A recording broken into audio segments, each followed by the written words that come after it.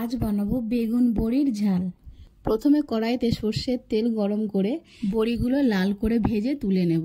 আমি এখানে খেসারির ডালের বড়ি দিয়ে করছি, তোমরা চাইলে বিউলির ডালের বড়ি দিয়েও করতে পারো। বড়িগুলো ভেজে তুলে নিয়ে ওই একই তেলের মধ্যে আমি বেগুনগুলো ভেজে তুলে নেব, আলুগুলো ভেজে নেব। আলুটা ভাজতে ভাজতে একটা মশলা করে নেব। প্রথমে আমি নিয়ে নেব কালো জিরে, সাদা জিরে, আদা, কাঁচা লঙ্কা, শুকনো লঙ্কা আর সাদা সর্ষে, কালো সর্ষে মিলিয়ে দেব 1 চামচ। দিয়ে তোমরা চাইলে মিক্সিতেও মশলাটা করে নিতে পারো। দিয়ে ভালো করে মিহি করে বেটে নেব। এবার তেলের ওপরেই দিয়ে দেব কালো জিরে, একটা গোটা টমেটো আর বেটে রাখা মশলাটা দিয়ে ভালো করে মশলার সাথে আলুটা কষিয়ে নিতে হবে। 2 থেকে 3 মিনিট কষানোর পরেই দেখবে এইরকম একটা মাখো মাখো ব্যাপার চলে এসছে। এবার ভেজে রাখা বড়ি আর বেগুন দিয়ে আবারও কিছুক্ষণ রান্না করে নেব।